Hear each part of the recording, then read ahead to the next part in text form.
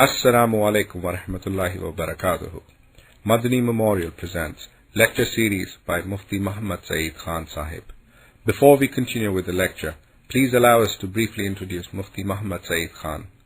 Mufti Sahib completed his formal education at Darul Uloom Taaleemul Quran University, Rawalpindi, and Madaniya University, Lahore. Mufti Sahib's teachers, to name a few, were great ulamas like Hazrat Maulana Hamid Mia Sahib, Rahmatullah Alayh, Hazrat Maulana Ali Mia Nadwi, Rahmatullah Alayh, Maulana Khan Muhammad, Damat Barakatuhum. Mufti Sahib was granted Khilafat successorship by Hazrat Maulana Ali Mia Nadwi, Rahmatullah Alayh, to continue his works. By invitation, Mufti Sahib has been visiting the West and delivering lectures on tafsir, translation, interpretation, and meanings of the Holy Quran, Siratul Nabi, the life and character of Prophet Muhammad, peace be upon him, and many others. A complete list of all his works can be downloaded or ordered from Seerat.net, that is SEERAT.net. Without further delay, please allow us to introduce excerpts from Seerat.net. اور حضور اقدس صلی اللہ علیہ وسلم نے اسی لیے بتایا کہ لوگوں کا حساب و کتاب اللہ کے حق سے شروع ہوگا، یعنی نماز سے شروع ہوگا، اور لوگوں سے پوچھا جائے گا کہ زندگی میں وہ نماز کے متعلق کیا کرتے رہے، نماز کے مسائل سیکھنے چاہیے۔ ایسے بھی ہو جاتا ہے کہ نماز پڑھی تو بظاہر عمر بھر اور پتہ چلا کہ نماز میں یہ چیز ضروری تھی، اس کو کیا نہیں، اس کا نتیجہ یہ کہ نماز ہی نہیں۔ اس لیے اللہ کے بندے جن کا اللہ کے ساتھ حقیقتاً تعلق تھا، اللہ نے انہیں نماز کا عجیب ذوق عنایت فرمایا۔ جمعیت علماء ہند میں ایک بہت بڑے بزرگ تھے، حضرت مولانا عبدالشکور صاحب لکھنوی رحمت اللہ علیہ، اور وہ عبدالشکور صاحب لکھنوی رحمت اللہ علیہ کا مقام اگر آپ لوگ سمجھنا چاہیں تو شیخ نے لکھا ہے وہاں زکریا صاحب رحمت اللہ علیہ نے ایک جگہ، شیخ نے فرمایا کہ ہم نے حضرت کے پیچھے نماز پڑھی، مولانا عبدالشکور صاحب لکھنوی رحمت اللہ علیہ کے پیچھے میں نے اور میرے چچا حضرت مولانا الیاس صاحب رحمت اللہ علیہ۔ حضرت مولانا الیاس صاحب رحمت اللہ علیہ کا نام کون نہیں جانتا، اور فرض نماز پڑھ کے مسافر تھے سارے، میں نے نفل شروع کر دیے، اور حضرت عبدالشکور صاحب لکھنوی رحمت اللہ علیہ جا کر چارپائی پر لیٹ گئے، کمزوری، ذوق، بیماری، تو وہاں الیاس صاحب رحمت اللہ علیہ جا کے چپکے پاؤں دبانے لگے۔ تو میں جب نوافل سے فارغ ہو کے آیا تو چچا جان ملے اور ایک ڈانٹ انہوں نے پلائی، انہوں نے کہا مولی زکریا یہ نفل زیادہ ضروری تھے یا حضرت کی صحبت میں بیٹھنا زیادہ ضروری تھا؟ اور پھر مجھ سے کہا کہ تمہارے یو پی میں اور ادھر کے علاقوں میں جو مقام حضرت مولانا اشرف علی صاحب تھانوی رحمت اللہ علیہ کا ہے تجدید کا، مجدد ہونے کا، حضرت کا وہی مقام مجدد ہونے کا لکھنؤ اور ادھر کو ہے۔ ایسے بڑے آدمی تھے، وفات بھی عجیب ہوئی، زندگی کے آخری سالوں میں سب چیزیں ختم ہو گئیں۔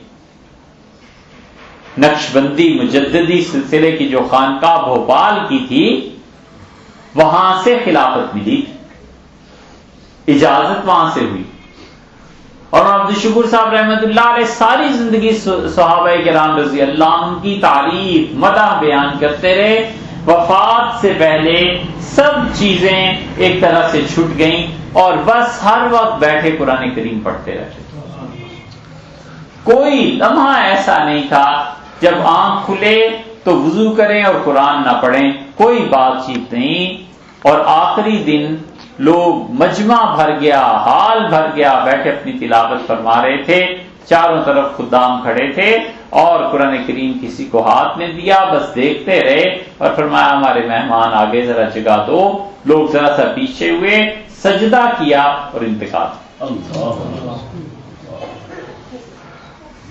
حضرت مولانا عبد القادر صاحب رائے پوری رحمت اللہ علیہ کو اطلاع ملی کہ مولانا عبد الشکور صاحب لکھنوی رحمت اللہ علیہ کا انتقال ہو گیا، تو حضرت باوجود معذوری کے اتنا شدید جھٹکا لگا، اٹھ کے بیٹھ گئے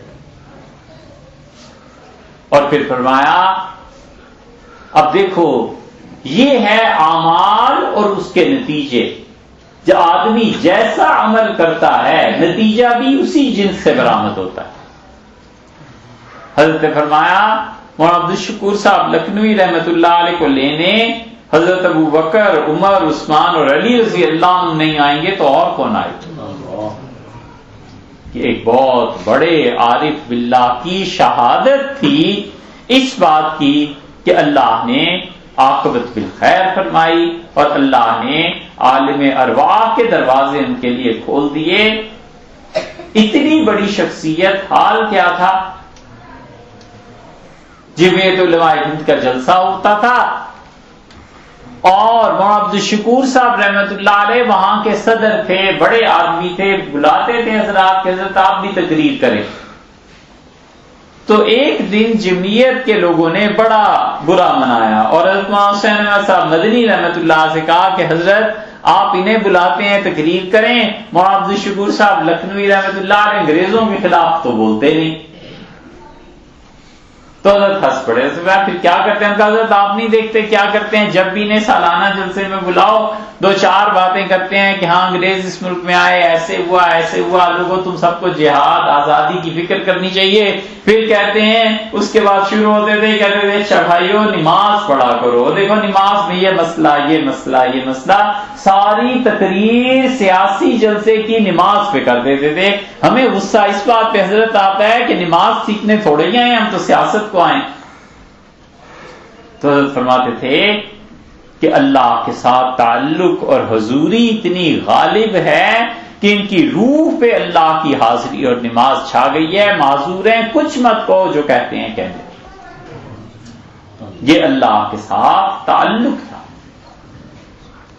اس لیے سوچو ہم لوگ جتنے بھی کام کرتے ہیں، سیاست، الیکشن، یہ وہ، ہزار ہنگامے اور نماز گول نماز غائب. رسول اللہ صلی اللہ علیہ وسلم نے بتایا کہ قیامت میں اللہ کے ہاں جا کر جن چیزوں کی پوچھ ہوگی ان میں سے ایک نماز ہے. وہ اس جہان کو دیکھ کر آئے ہیں، اس کی خبر اور اطلاع کر رہے ہیں رسول اللہ صلی اللہ علیہ وسلم کے کیا ہوگا. اس لیے اللہ نے پہلی شرط یہ لگا دی کہ یؤمنون بالغیب، وہ بن دیکھی چیزوں پر ایمان لاتے ہیں. ان بن دیکھی چیزوں میں میاں جہنم بھی ہے، جنت بھی ہے، اللہ کے وعدے بھی ہیں، خود صراط بھی ہے. جن چیزوں پر آپ ایمان لائیں یہ سب کی سب چیزیں ہیں. ان کو ایسے ہی ماننا چاہیے جیسے ہم اور آپ اس دنیا، اپنے وجود کو، اس زندگی کو مانتے ہیں. اس کے لیے تیاری کرنی چاہیے. اور اگر آدمی اس کے لیے کام نہیں کرے گا تو دنیا میں جو کچھ بھی کرتا رہے، بڑے سے بڑے منصب، عہدے، مال، گھر، گاڑی، کسی چیز پر بھی پہنچ جائے، جھک ماری، بیکار کیا، کچھ نہیں کیا. اس لیے کہ سب چیزوں کے بعد انجام کیا نکلا؟ انجام اللہ کی ناراضگی. صدر ہو کسی ملک کا، وزیر اعظم ہو، ایک آدمی جو یہاں ملتان میں رکشہ چلاتا ہے، دیکھو اللہ اسے بلائے اور اس کی مغفرت کر دے اور قیامت میں اسے کہے کہ تجھے معاف کیا، اور صدر کو پکڑ لے اور کہے تیری کوئی معافی نہیں، تجھے تو جہنم میں پھینکنا ہے. کس کی زندگی کامیاب رہی؟ خود سوچو. اس لیے آدمی کبھی ان چیزوں سے متاثر نہ ہو. دنیا کی چکا چوند، پیسہ، گاڑی، گھر، کوٹھی، بنگلہ، متاثر ہونے کے لیے ایک ہی چیز ہے اور وہ اللہ کے ساتھ تعلق ہے. جس کا اللہ کے ساتھ تعلق ہے وہ ہے انسان اور اس کے ہیں اعمال. اللہ تعالیٰ اسے قبول کرے گا اور خدا اس کے کاموں میں برکت دے گا. یہ کام کرنے کا اللہ مجھے اور آپ کو عمل کی توفیق عنایت فرمائے. اور بہت وقت آپ کا لیا، حضرت قاری صاحب کا شکریہ، ان کی مہربانی، اللہ جزائے خیر دے، انہوں نے آپ سے بات چیت کا موقع. بس تو آپ